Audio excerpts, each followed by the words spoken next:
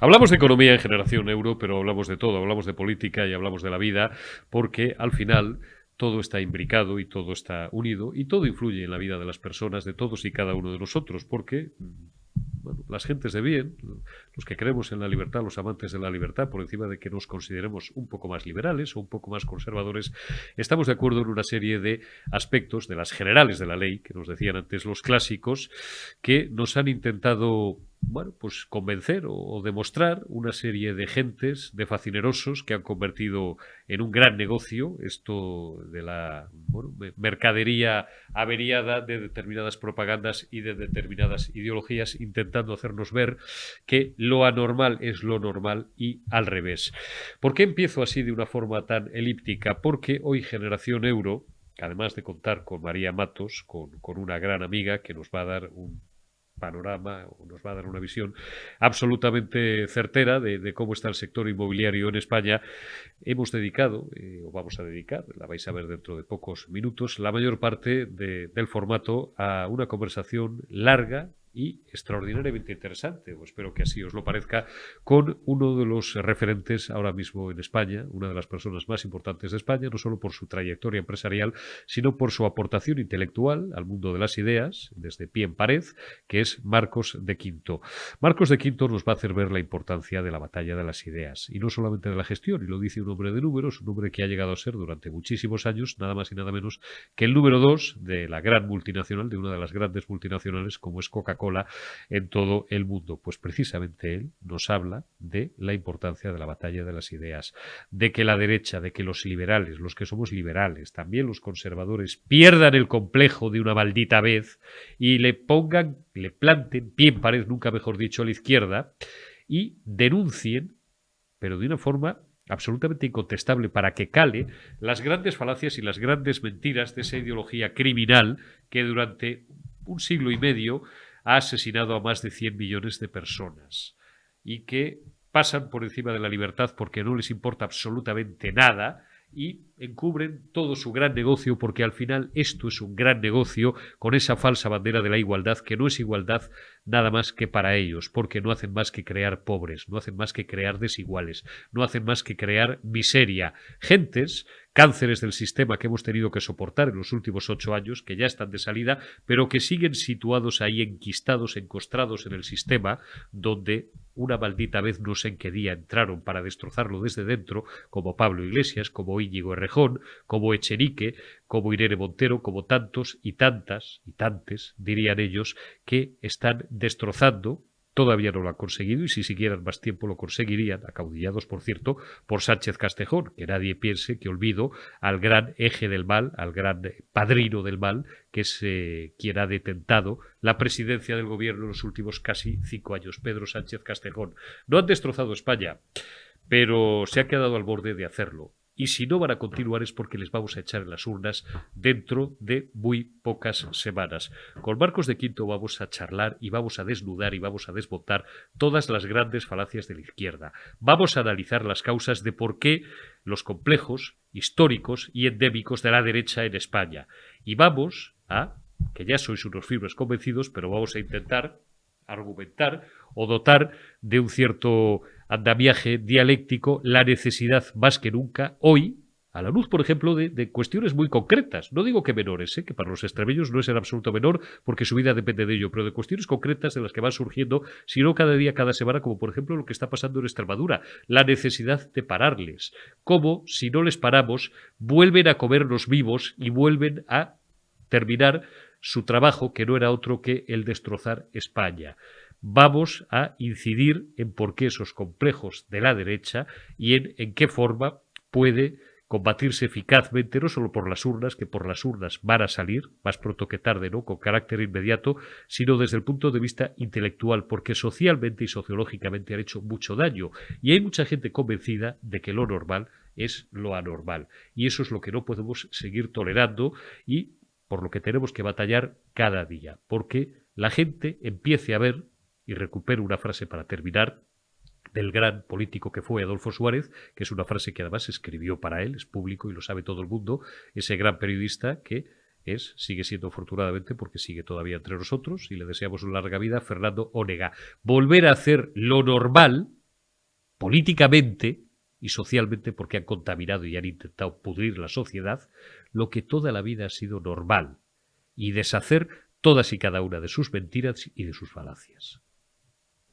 Arrancamos ya Generación Euro de este jueves 22 de junio de 2023 y pues tengo yo, siempre digo lo mismo, vais a decirme, hombre, cambie usted de tópicos, don Eurico. Bueno, pues hoy sí que tengo una especial satisfacción en reencontrarme personalmente con una gran amiga y con una compañera a la que hacía muchísimos años que no veía en otro medio de comunicación, en otra casa, y que pues desde hace años mantiene una exitosa carrera, como es doña María Matos. Muy buenos días. Muchísimas gracias, Eurico. Menuda presentación. Gracias. Para mí sí que es un placer poder estar aquí en los estudios de Periodista Digital. María Matos es una gran amiga, es una periodista, es una excepcional profesional y desde hace años, como os digo, desde que coincidimos en otro medio de comunicación, es directora de estudios y portavoz pues de uno de los portales inmobiliarios más importantes de España, cual es Fotocasa, ¿no? Y bueno, pues es una de las personas, por tanto, que más sabe y que mejor transmite el pulso, el día a día de un mercado tan importante y tan en auge como es el mercado inmobiliario. Voy a empezar como los periodistas antiguos, María, como los periodistas aquellos del nodo, que ni siquiera yo, que ya tengo más años que un bosque, no tengo edad, pero alcance y contenido, le decían a los ministros, alcance y contenido de su visita. ¿Cuál es el panorama general ahora mismo del sector en España, María? Pues podríamos decir que estamos iniciando un periodo de estabilización al nuevo ciclo de cambio de política monetaria, ¿no? La subida de los tipos de interés y también la pospandemia han influido de una forma en la que estamos iniciando un momento de transformación y de acomodación, como digo, a este nuevo momento. Por una parte, veníamos de dos ejercicios anteriores, tanto 2021 como 2022, de un gran auge, de una gran actividad, un nuevo boom, por decirlo así, desde los últimos 15 años, ¿no? Desde la anterior burbuja inmobiliaria. Tuvimos una gran actividad de compraventas, de hipotecas, que por cierto acaban de salir hoy los datos del INE de hipotecas y ahora los comentamos si quieres.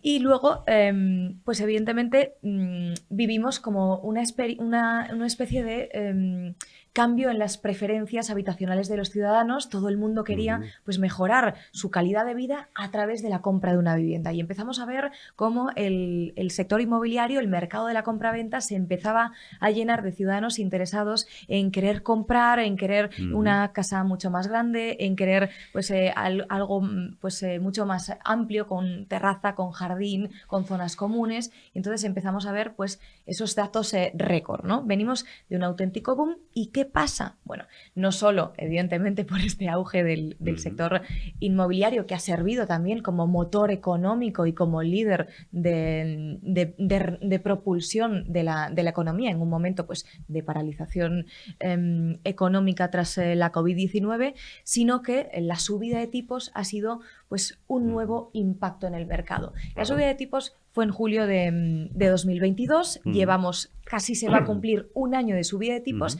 y es ahora, un año después, cuando estamos empezando a ver los primeros indicios de ralentización en cuanto a compraventas, en cuanto a firmas hipotecarias. Es decir, que el mercado ha aguantado, imaginemos, ¿no?, cómo era ese auge, ese furor o esa gran demanda que seguía muy intensa y que sigue todavía también con muchísima fuerza, para que un año después todavía no se haya casi notado en el mercado y que esté aún hoy pues dando esos indicios de moderación. Como digo, las caídas son de momento muy leves con respecto al año anterior, pero para ser justos, pues deberíamos de comparar estos datos que tenemos encima de la mesa ahora en 2023 con el año de antes de la pandemia, ¿no?, con 2019. Si hacemos esa comparativa, todavía podríamos decir que el sector inmobiliario sigue muy dinámico, con datos muy positivos, superando incluso los de 2019. Por lo tanto, estamos en un periodo pues, muy positivo y, como digo, de haciéndonos una nueva visión a esta nueva normalidad que es este cambio en el precio del dinero, ¿no? Vamos a comentar esos datos que conocíamos hoy, María, que conocíamos hace unas horas. ¿Son esperanzadores? Sí, son esperanzadores. Diría que los datos de firmas hipotecarias ya llevan como 3 meses, un trimestre dando esos signos de moderación, y podemos decir que en el mes de abril, que son los últimos que han salido según los datos oficiales del INE, pues ya empezamos a ver cómo se termina ese ciclo, ese boom de gran auge, ¿no?, por comprar una vivienda. ¿Por qué? Bueno, pues los tipos de interés se encuentran ahora casi en máximos históricos, en el 4%, lo subió la semana pasada el Banco Central Europeo. Previsiblemente volveremos a ver otra subida en julio, concretamente el 27 de julio, que se vuelven a reunir, y todavía tenemos que esperar para saber si habrá pues ese parón en verano, en agosto, o si van a seguir subiendo los tipos en septiembre. De momento, la inflación en la zona europea va remitiendo, está en el 6%, había llegado al 10%, pero todavía está pues muy lejos de ese objetivo del 2%. Por lo tanto, las previsiones son que aún nos quedan periodos largos de tipos de interés altos como tenemos ahora, y que seguramente volveremos a marcar pues ese máximo del 4,25 puntos básicos como teníamos pues en el año 2000 o en el año 2008. ¿Esto qué querrá decir? Pues la subida de tipos afecta directamente a la compraventa de vivienda, ¿no? Al sector inmobiliario, impacta de una forma en la que se rebaja el poder adquisitivo, se merma ese bolsillo de los compradores porque cada vez tienen menos dinero para comprar, menos capacidad adquisitiva, y también, muy importante, lo que hemos visto en estos últimos 6 meses, diría yo, que es una aceleración del precio de la vivienda en España. Al contrario de lo que buscan ese enfriamiento de la demanda de compra, pues exactamente, se ha producido todavía más demanda para intentar, pues los ciudadanos han ido rápidamente a las entidades financieras, han preguntado a los bancos, ¿puedo conseguir la hipoteca ahora ya, antes de que me sigan subiendo los tipos de interés, de que ese Euribor llegue al 4%, que ya ha llegado, de que siga subiendo? Pues esa aceleración es lo que ha hecho que estemos en incrementos del precio los más altos de los últimos 20 años, podemos decir. Está subiendo el precio en un 10% en el mercado de la compra de segunda mano, y eso pues también hace que se rebajen las expectativas de los ciudadanos y que tengan que conformarse a lo mejor con un precio de la vivienda pues mucho más asequible que el presupuesto que tenían anteriormente. Te voy a hacer una pregunta que no te han hecho nunca, María. Me voy a poner el chaleco del paisano de infantería, del que no es un experto en el sector inmobiliario, y como digo, te voy a preguntar algo que no es un tópico en absoluto. Doña María Matos, usted que es una profesional de esto desde hace muchos años, ¿compra o alquiler? Pues mira, es una magnífica pregunta. Yo creo que precisamente porque es la pregunta que ahora mismo se hacen todos los ciudadanos, ¿no? En el alquiler los precios están en máximos históricos. Ya desde 2022, tras esa transformación que hubo en la pandemia, la demanda subió tanto y la oferta se ha reducido de una forma tan brusca que estamos en mínimos de históricos de oferta de vivienda. Tenemos una gran problemática en el mercado del arrendamiento. Eso hace que haya un gran desequilibrio entre oferta y demanda y que los precios se eleven al alza. Cada mes en el que hemos iniciado el año 2023 hemos marcado un nuevo récord en el precio del alquiler. Eso quiere decir que estamos enfrentándonos a unos precios del alquiler que nunca antes habíamos visto. Por lo tanto, los alquileres en estos momentos están muy altos. ¿Cómo está la cuota hipotecaria? Para ver qué nos compensa más, si comprar o alquilar. La cuota hipotecaria en estos momentos también está subiendo. Ha subido casi, podríamos decir que 1.000 euros al año por cada punto que ha subido el Euribor. El Euribor ha subido 4 puntos de golpe en un añito. En un año. Exactamente. Y pues la subida más brusca que hemos visto de este índice, ¿no? Aún así, sigue siendo para una vivienda media de unos 150, 200.000 euros, que es lo que se está comprando en estos momentos, sigue siendo mucho más rentable esa cuota hipotecaria, que serán en torno a unos 400, 500 euros, que el precio del alquiler, que está alrededor de los 600 euros. Por lo tanto, Si hacemos la comparativa, aunque esto siempre decimos que depende de la situación personal de ese ciudadano, de si quiere la vivienda para rentabilizarla, de si la necesita para vivir como primera vivienda, de en qué comunidad esté, porque también esos gastos relacionados con la compraventa de vivienda también son muy importantes, ¿no? Y varían dependiendo en qué región nos encontremos, y también el alquiler también depende de dónde vayamos a alquilar. Si alquilamos en Madrid o en Barcelona, o en la costa, en Málaga, o en el interior, en nuestras islas Baleares o Canarias, siempre va a ser mucho más alto. Están muy, muy tensionados en esas zonas que, por ejemplo, si nos vamos pues, a Extremadura, a puntos de Galicia como puede ser Ourense o mismo en Cuenca, ¿no? Ahí pues todavía los alquileres no hay una altísima demanda y todavía están muy, muy estables y podemos encontrarlos pues a unos precios muy, muy asequibles, en torno a los 300 euros. Así es. Y luego una cosa muy importante, porque estamos con la directora del Servicio de Estudios de uno de los portales inmobiliarios más importantes de España, que es Fotocasa. La necesidad, y se lo digo a María Matos, porque la tengo delante, la necesidad, porque hay mucha gente, y esto sí que no es un tópico, cuidado, esto es muy serio, hay mucha gente que... Yo hubo un tiempo cuando la única vez que yo compraba una vivienda hace muchísimos años, pues... había una culturilla general, casi cualquiera montaba una inmobiliaria, ¿te acuerdas? ¿No? Era como montar un bar. Un español nos daban un dinero y tal, y montábamos un bar o montábamos una agencia inmobiliaria, ¿no? Compra y tal, y luego ya se olvidaba. Comprar y vender una vivienda es una cosa muy seria, requiere un asesoramiento especializado, requiere, bueno, pues un conocimiento de todo el recorrido legal por el que hay que transitar, los impuestos que hay que liquidar, la propia valoración, el estudio personal de la situación patrimonial de cada persona o de cada familia, etcétera, etcétera. Y de ahí la importancia de profesionales especializados, como es vuestro caso, como es Fotocasa, que asesoráis a los clientes y tenéis la capacidad y sobre todo la cualificación técnica de decirle a alguien qué es lo que le conviene, qué es lo que no le conviene, qué es lo que más, qué es lo que menos le conviene. ¿Dónde detectáis vosotros, en vuestros clientes, la gente que acude a vosotros, que están, digamos, las mayores preocupaciones o las mayores inquietudes?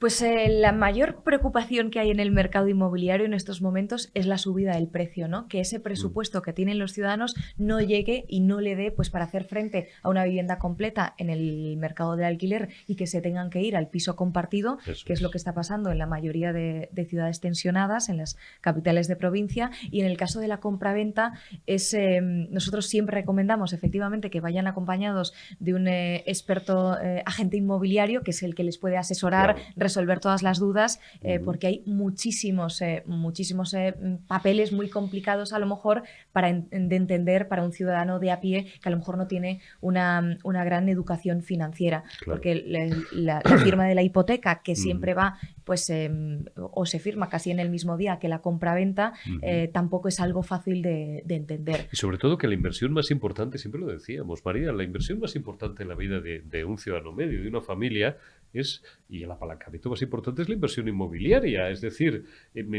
cabe imaginar un compromiso superior al que tú adquieres a una media de 25 o de 30 años. Y sin embargo, paradójicamente, nos tiramos meses decidiendo, voy a poner un ejemplo muy absurdo, las cortinas del salón, y comprar y vender una casa, y dices que lo hacíamos en una semana. Veíamos 3 pisos, este me gusta, ¿no? Y como tú dices, llegabas a una entidad financiera y en 5 minutos te habías apalancado 25 años y ya lo habías hecho. Pues sí, en España siempre hemos sido un país de propietarios. Ha sido la manera para los españoles de crear patrimonio, de crear riqueza.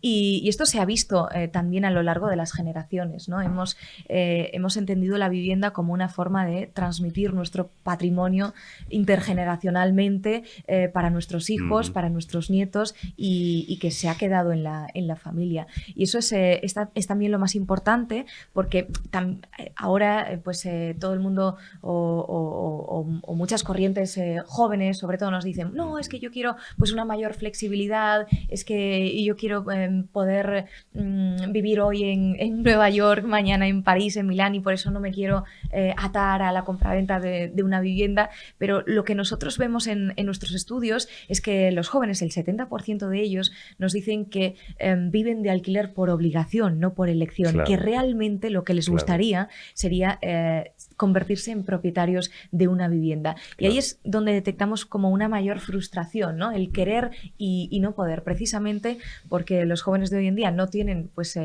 los ahorros necesarios para poder hacer frente a la hipoteca, para presentarse ante una entidad financiera y endeudarse solo ese 30% de su esfuerzo salarial. Hasta en un 70 se endeudaba la gente, el respetable, hasta hace 25 o 30 pues años. Ahora los organismos de control oficiales nos dicen que no podemos destinar más del 30-35%. Correcto. En estos momentos los niveles de endeudamiento son mucho mayores, alcanzan incluso el 43% a nivel nacional, pero podríamos estar hablando de un 58%, por ejemplo, en Baleares. Más de la mitad en Madrid, de tu sueldo, más de la es mitad una del burrada, sueldo. porque en cuanto se produce un contexto de subida de tipos, la hipoteca, o sea, el recibo mensual te come la vida. Estamos hablando que ahora con un tipo de interés al 4% en el que acabamos de alcanzar en este mes.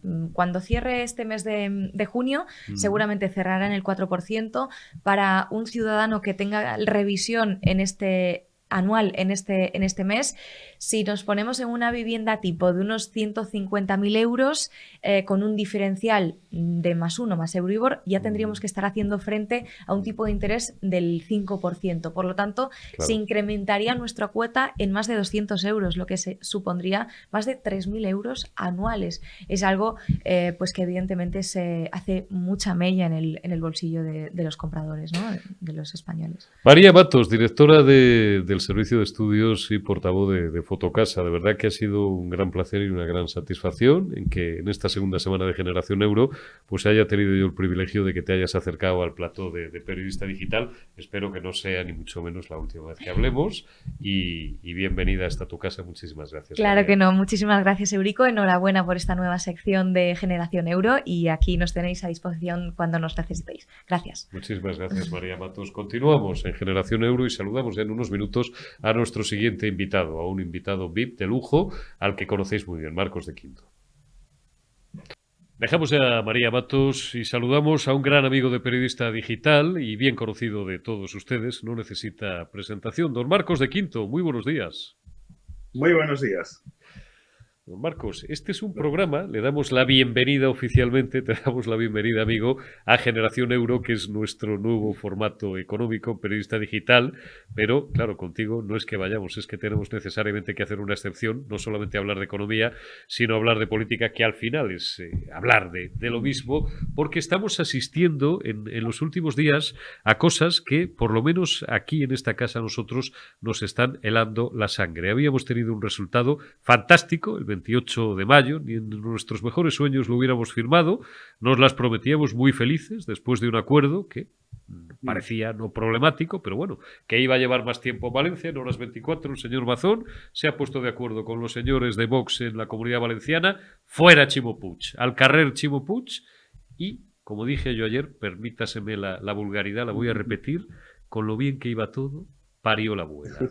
Y tenemos un lío en Extremadura de 3 pares de narices hasta tal punto que no es descabellado ya contemplar una repetición electoral de la cual el único beneficiado sería el Partido Socialista. ¿Nos merecemos esto, Marcos? Pues la verdad que no. Que es muy, muy sorprendente porque en Extremadura la gente que votó Partido Popular creo que lo que estaban votando era sacar al PSOE del gobierno. Y la gente que votó a Vox, creo que lo que estaban votando era sacar al PSOE del gobierno. Luego, en mayoría de votantes, sumando ambos, pues lo que quieren los extremeños es sacar al PSOE del gobierno. Y lo que no puede es que esta señora, que primero reproduce el discurso de la izquierda, porque lo que hace es una interpretación, la interpretación que la izquierda hace de lo que dice Vox, porque Vox no dice lo que ella está diciendo, es lo que la caricatura, el hombre de paja que ha hecho la izquierda sobre el discurso de Vox, lo que ella repite como una cacatúa. Y dices, bueno, no se entiende en absoluto que esa contaminación ideológica que tiene esta señora y que la lleva a coger y aparecer esa Agustina de Aragón. Dice, bueno, es que nunca con con Vox estaría en el gobierno. Bueno, hay que recordar que Monago estuvo apoyado por Izquierda Unida. Entonces, ¿qué pasa? Si Podemos le diera, si tuviera algún escaño Podemos en Extremadura y se lo diera a ella, entonces sí, eso le parece más correcto a ella. Bueno, es un disparate absoluto, un disparate absoluto. Es un disparate, Marcos, y a mí, por abrir un poco el zoom, lo que me preocupa es calibrar qué PP tenemos enfrente, qué Partido Popular tenemos enfrente.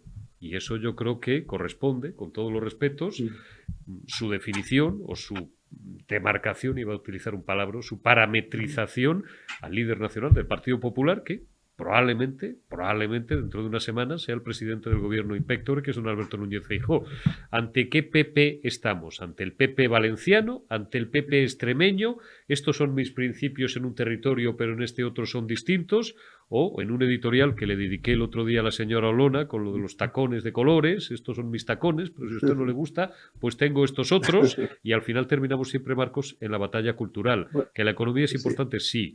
¿Que no hay por dónde cogerla? También. ¿Que hay una serie de disfunciones que analizamos aquí cada día con economistas como Daniel Lacalle y otros amigos importantísimos? También. Pero parece que el Partido Popular estuviera renunciando a la batalla de las ideas o a la batalla cultural, o aún peor, comprando, como tú dices, y dices bien, parte de la mercancía o buena parte del discurso ideológicamente averiado de la izquierda.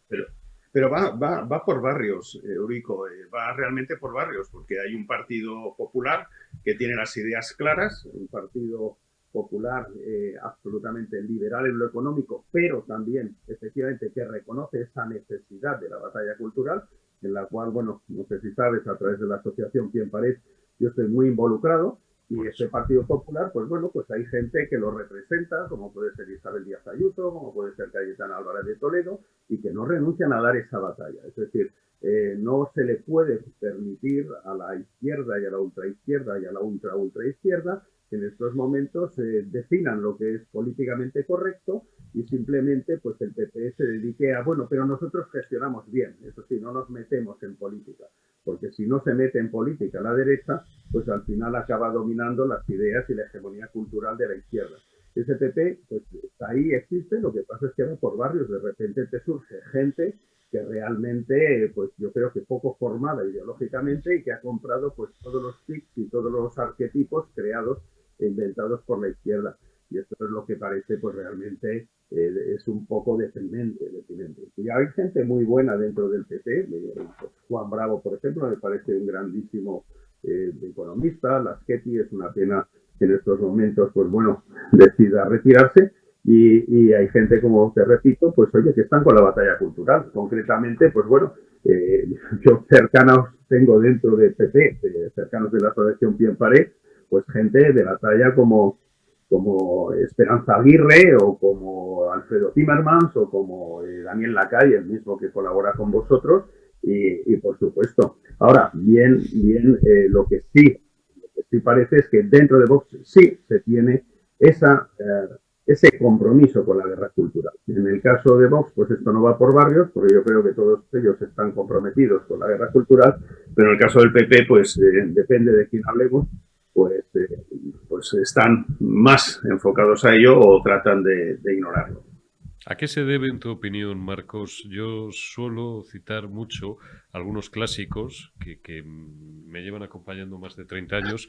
Uno de ellos era Ricardo de la Cierva con esa obra tan imprescindible que es La derecha sin remedio, de 1986, donde, entre otras cosas, fíjate si ha llovido, 40 años contemplan a esta obra magna, en mi opinión, casi 1000 páginas, haciendo un recorrido pues desde Jovellanos, pasando por Francisco Silvela, por Eduardo Dato, pasando por todo el periodo del general Franco, y hasta Fraga, porque claro, es un libro del 86. Una de las cosas que él decía en aquellos tiempos del cuplé, fíjate, y esto ha quedado ya tan superado que resulta irónico, la derecha, cuando le entraba el complejo, se hacía llamar a sí misma centro, en aquellos tiempos, en los años 80. Sí. Hoy en día ya ni eso. Hoy en día la derecha acumula un complejo aún si cabe mayor y le compra, como decimos, el discurso ideológico a la izquierda, pero no a la izquierda más templada, a la socialdemocracia, a la izquierda podemita, marxista, que se está adueñando pues de la práctica totalidad del cono suramericano, por no ir más lejos.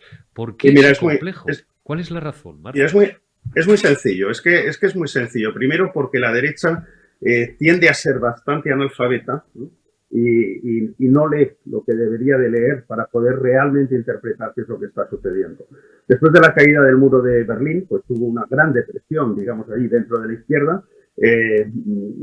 La lucha de clases ya no era tan efectiva, este tema de la lucha de clases ya no vendía tanto como producto, y hay un filósofo argentino, Ernesto Laclau, ¿no? Que desarrolla pues toda una nueva teoría que es lo que en estos momentos está aplicando la izquierda y la ultraizquierda, pero tanto aquí en Europa como en Latinoamérica. Y es que esta lucha de clases entre distintas clases sociales, pues bueno, ese esquema de opresor-oprimido lo llevan a distintas causas y empiezan a apropiarse de todas aquellas causas, incluso que sean antagónicas entre ellas, y se apropian del feminismo, se apropian del tema del LGTBI, se apropian de la preocupación por el medio ambiente. Todas estas causas se las apropian y la derecha lo permite.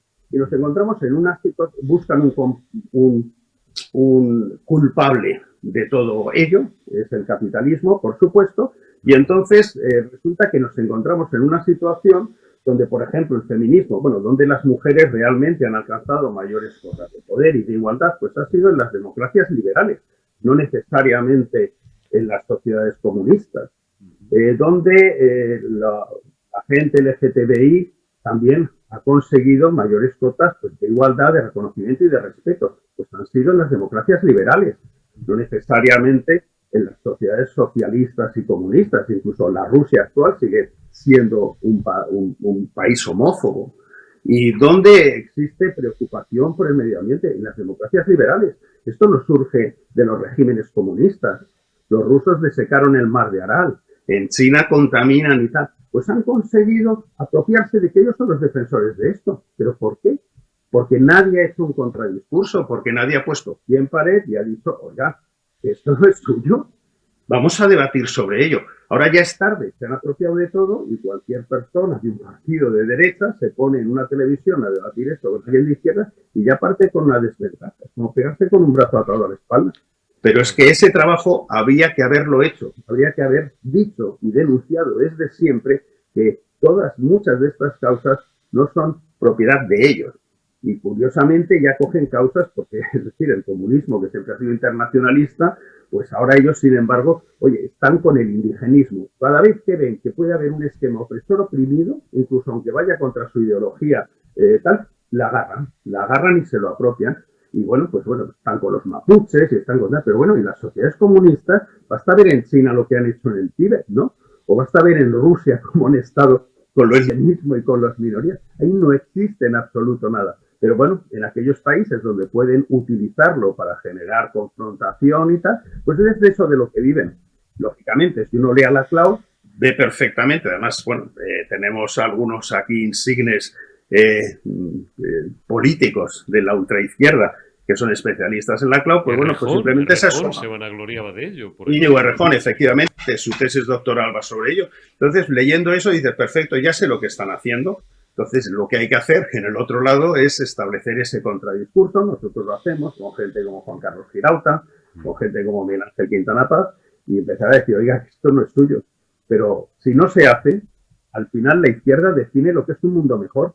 Y luego te encuentras todas las empresas del IBEX y todas estas grandes compañías abrazando la Agenda 2030 porque no hay una agenda alternativa a la que configura la izquierda. Y si la izquierda dice que un mundo mejor es un mundo sin CO2, pues todos como tontos a quitar el CO2 pese a que eso implique que la gente no se pueda calentar en invierno y que la gente viva peor. Pero es así.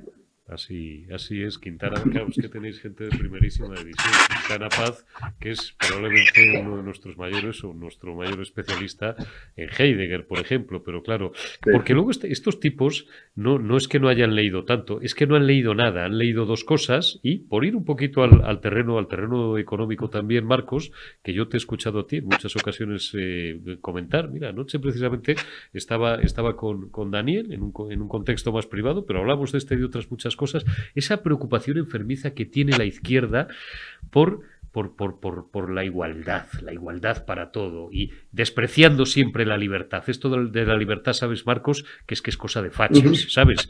Dices, oiga, si yo no quiero que haya menos ricos, joder, a mí, que en China hay no sé cuántos millones más de ricos, pues de puñetera madre. Yo lo que quiero es que haya menos pobres. Es decir, a mí qué me importa que el señor de Quinto o el señor Amancio Ortega o el señor Roch o el señor Del Pino ganen lo que tengan que ganar, pero si el nivel de vida de la población en España en los últimos 20, 30, 40 años se ha elevado, pues oiga, pues será algo positivo. Sí, al final va a ser la igualdad siempre... aquel viejo chiste de cuando éramos pequeños, de que a la izquierda le gustan tanto los pobres que no hace más que, o se preocupa tanto por los pobres que no hace más que fabricarlos. Sí, sí. Bueno, la igualdad siempre se refieren a la igualdad en lo que es el fruto del esfuerzo. Claro. Nunca en el esfuerzo, porque la igualdad en el esfuerzo, para eso. Claro. Yo lo que quiero es ser igual en lo que este hombre ha conseguido. Si este hombre para conseguirlo ha tenido que esforzarse mucho más que yo, ha tenido que estudiar, ha tenido que trabajar, ha estado tragándose fines de semana sin tener... Eso da absolutamente igual. La igualdad es que yo quiero lo mismo. Entonces, yo, como soy profundamente liberal, eso es lo que llamo yo la religión de los idiotas. Es decir, te encuentras hoy en día, pues a lo mejor, imagínate una persona con 40 años que está absolutamente traumada, que no ha llegado a nada en la vida, y piensa que cuando su madre le decía, pero estudia, porque si no estudias no llegarás a nada, y además la enseñanza ya es gratuita en España desde hace mucho tiempo. Y el hombre, pues la verdad es que no le apetecía estudiar y tal, y dice, es que no vas a llegar a nada, tu vida va a ser miserable y tal y cual. Pues el chico no estudió. Posteriormente se pone a trabajar y la madre dice, esfuérzate, porque si no te esfuerzas no vas a llegar a nada, pero bueno, este hombre pues no llega a tiempo al trabajo, no hace las cosas con la debida atención y acaba pues siendo despedido y rebotado de un trabajo a otro. Y al final esa persona se encuentra a los 40 años pues en una situación diciendo, ojalá hubiera hecho caso a mi madre, mira lo que he hecho con mi vida, qué desgracia y qué mal vivo. Pues de repente te llega gente como Errejón y te dice, oye, que la culpa no es tuya, que la culpa de tu situación es de un señor que se llama Amancio Ortega. Y además, este chico ve la luz, dice, ¿de verdad que no es mía? Pues mira, mi madre diciéndome que la culpa era mía por no esforzarme, y ahora va y resulta que me liberas de esa carga. Oye, pues qué maravilla. Y dice, sí, y además este Amancio Ortega, nosotros lo que vamos a hacer es quitarle todo el dinero y lo vamos a repartir, una parte, claro. Y te vamos a dar. Y dices, anda, oye, pues qué maravilla. O sea, me vas a dar un dinero, se lo vas a quitar a alguien y encima ese alguien es el malo que ha hecho que yo esté en esta situación. Compro y esa gente compra. Y vas a tener un montón de idiotas que compren estas religiones que les proponen, que les eximen de su propia responsabilidad sobre su vida y encima les van a dar dinero. Yo lo que creo, porque como soy profundamente liberal, que la gente es libre para decidir la vida que quiere hacer. Si uno no quiere estudiar, le aplaudo, no estudie. Y si uno no quiere trabajar o no se quiere esforzar, le aplaudo, porque yo creo en la libertad de la decisión y el libre albedrío de las personas. Lo que no aplaudo es que el que no ha querido hacerlo luego pretenda vivir como el que lo ha hecho. No, uno insulte responsable, al que mejor o al que ha llegado a una posición. Exacto, entonces dice, oye, bueno, cada uno es libre, perfecto, pero ese sentido de la igualdad de, bueno, yo puedo tocarme las narices, pudiendo no habérmelas tocado, y quiero y exijo además vivir, que le quiten el dinero a ese para que me den parte a mí, pues no, ¿por qué? ¿Por qué hay que robar a uno para dárselo a otro? A mí me parece absolutamente injusto. Está claro. Porque oye, Marcos, la gente tiene distintas capacidades. Pues a lo mejor, por poner un ejemplo, Pablo Iglesias tiene otras capacidades. Es una persona tan atractiva que ha estado con un montón de alumnas, pues que reparta también, ¿no? Que repartan. Hay gente que tiene otros. Pero bueno, y si no, yo quiero jugar en el Real Madrid. Pues mira, pues a lo mejor yo no he entrenado porque he sido vago y tal, pero de vez en cuando, ¿por qué no puedo jugar un partido de liga como titular en el Real Madrid? Pues ya está. Eso es la igualdad. Pero vayamos a igualdad a todo, ¿no? No definamos la igualdad, quiero el dinero del vecino. Está claro. Yo siempre resumo el comunismo en dos máximas. Perdónenme la pequeña vulgaridad. Todos jodidos, pero eso sí, todos iguales. Y lo mío, mío, y lo de los demás, mío también, y a medias, ¿no? Porque luego a ellos no les toques lo suyo. Porque luego, cuando haces el discurso de, oye, coño, tú eres comunista. Creo que era Víctor Manuel hace muchísimos años y éramos pequeños cuando le preguntó a alguien, no sé si fue Íñigo o alguien, un entrevistador de la época, le dijo, oiga, ¿y usted cómo es comunista y tiene un chalet en Puerta de Hierro, en La Moraleja, o en donde viviera? Contestación del tipo, es que ser comunista no es ser gilipollas, con perdón. Y ya ahí dejó la vulgaridad. Y entonces, claro, dices, y siendo comunista y diciendo que ibas a vivir toda la vida en Vallecas, te vas a Galapagar. Entonces te articulan todo un argumentario prolijo según el cual eres un cuñado porque tú no entiendes qué pasa, que por ser comunista yo no voy a tener derecho a vivir tan bien como vivís los capitalistas. Dices, pues o me lo explicas mejor o no entiendo nada, porque me parece todo lo que estás diciendo, aparte de una soberana estupidez, una contradicción en sí misma. Y simplificando, al final, es que es así. Es decir, quieren para los demás, Marcos, lo que no quieren para ellos. Sí. Sí, pero fíjate, por ejemplo, hablemos de cantautores. Pues yo no sé si, pero en España a lo mejor hay, pues podría haber incluso hasta 100.000, ¿eh? Gente que tiene la guitarra, que compone y tal. Pues hay gente como Sabina, que ha ganado mucho dinero haciéndolo, probablemente porque lo ha hecho mejor que a lo mejor muchos otros. Pero la verdad lo que habría que hacer es que Sabina repartiera todo su dinero entre los 100.000 cantautores, ¿no?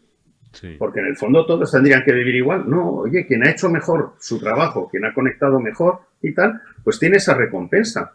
Pero no tiene que devolver nada a la sociedad. A mí eso es una de las mayores estupideces que siempre escucho. Es como, y eso es parte de la hegemonía cultural de la izquierda. Cuando me encuentro empresarios y tenéis que hay que devolver a la sociedad, pienso, ¿qué?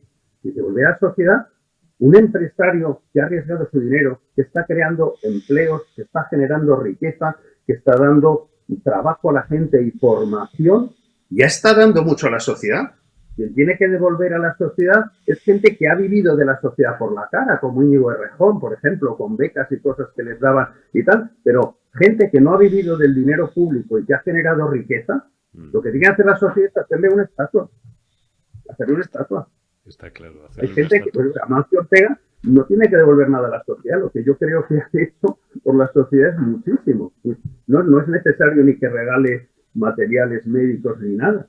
Porque ya en sí mismo tener una empresa que no arruinarse, conseguir que sobreviva y generar empleo y riqueza para la gente es una cosa maravillosa.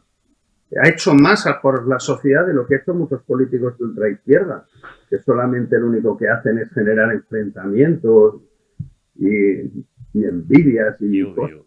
Y odio, porque además es que esto no es fácil. Esto cualquiera, no hace falta pasearte por estos libros, por un par de libros de estos que están ahora tan de moda. A mí esto de la autoayuda es un término con el que estoy muy peleado, ¿no? Pero hay grandes obras de grandes empresarios o de grandes emprendedores que son absolutamente fascinantes y que una de las 1000 cosas que te demuestran es que, porque hay mucha gente que dice, nah, a mí me das 1.000 millones, nos ha fastidiado y con buena, bien dicen, no, a ti te doy 1.000 millones y te va a pasar lo que le pasa al 95% de la gente, que además está perfectamente estudiado científicamente, que en un año te vas a quedar sin la pasta y además con unas deudas que no tenías, porque te vas a apalancar, vas a invertir mal, etcétera, etcétera. O sea, cuidado que esto de ser empresario, como, y se lo estoy diciendo pues a uno de los más grandes que tenemos en España y en el mundo, es muy difícil. ¿Qué hacemos, Marcos, por irnos un poco al figura, que al final es quien malamente nos ha representado en los últimos años? ¿Qué hacemos con un presidente del gobierno que miente descaradamente en Twitter, que cuelga gráficos con barras deformadas, que insulta a la inteligencia, no falta haber estudiado estadística, dices 1080 y te coloca la barra, por ejemplo, por encima de la línea de puntos del 1100? Pretenden tratarnos a los votantes, bueno, y a los que no les hemos votado los ciudadanos, como si fuéramos completos imbéciles. ¿Qué hacemos con esta gente? Hay que echarles también por esto, Marcos, por insultar a nuestra inteligencia.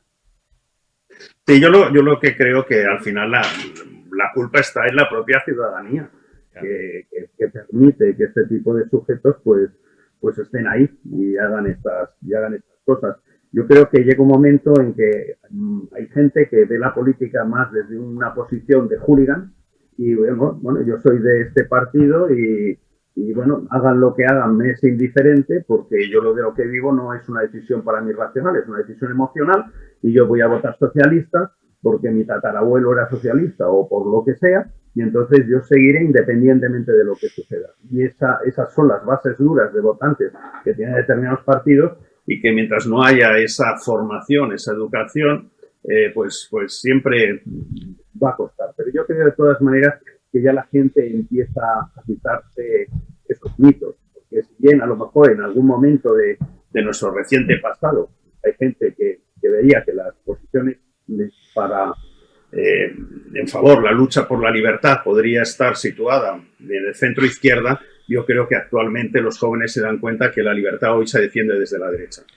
Efectivamente, a ver si va a ser cierto. Y la frase, y yo soy de los que cita, como sabéis, siempre cita el copyright, cita el autor, le leí hace algunos años a Kiko Méndez Monasterio, le leí una frase que en mi opinión era genial, ¿no? Decía, hoy en día lo revolucionario es ser reaccionario, decía Kiko. Bueno, la frase era potente y encerraba un fuerte caudal de provocación, pero bueno, pues no deja de ser bastante real. Es decir, hace muchísimos años que ya lo revolucionario, lo auténticamente rompedor, y detesto el término, es, como estamos comentando, absolutamente, pues, bueno, llamar a las cosas por su nombre y sobre todo no negar y no legislar, por ejemplo, contra el sentido común y la realidad. Si yo salgo ahora, que el sol es cenital, porque son las 12 del mediodía aproximadamente, y me dicen que es de noche, yo no puedo decir que es de noche, aunque me obligue una ley.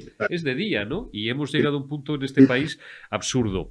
No te quiero robar más tiempo, Marcos. Voy a terminar por hacerte la última pregunta, que sé que es un tópico, pero no por ello te la voy a dejar de hacer, porque creo que en tu caso y en el de otras 2, 3 personas, muy pocas en este país, es especialmente pertinente. Imagina un escenario en el cual en horas 24 te sientas en el despacho oval de la Moncloa. Te echamos al figura ya de una puñetera vez y está ahí sentado Marcos de Quinto, por ejemplo, porque estoy hablando ahora con Marcos de Quinto. ¿Cuáles son, en tu opinión, las 2, 3 medidas con carácter de absoluta urgencia e importancia, ambas cosas, que este país, que España, ahora mismo, y que los españoles necesitaríamos, pero como el aire que respiramos? Las 2, 3 primeras cosas que habría que hacer. La primera medida para mí sería salir corriendo y buscar un sustituto de manera inmediata para que ocupara esa posición. Eso es lo más importante, porque yo creo que eso es un tema absolutamente serio, que hay que hacer. Yo creo que nosotros lo que tenemos que ver, en primer lugar, es una racionalización del gasto. Eso me parece básico, porque yo creo que hemos llegado a acumular prebendas y hemos llegado a acumular gastos absolutamente innecesarios. Yo tengo una, y si me permites un momentito, Eurico, que es que toda la gente, hasta los socialistas, son liberales en su foro interno.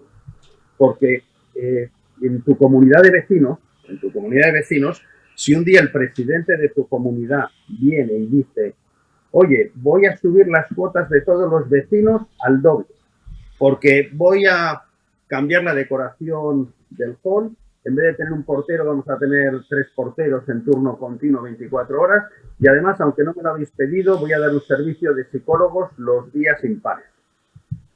Pues todos los miembros de la comunidad de vecinos le dirían al presidente, vete a la mierda, nosotros solamente queremos que la basura salga en el momento, que esté más o menos limpio el portal y no gastes más porque no estamos dispuestos a pagar más, ¿vale? En cosas que no necesitan.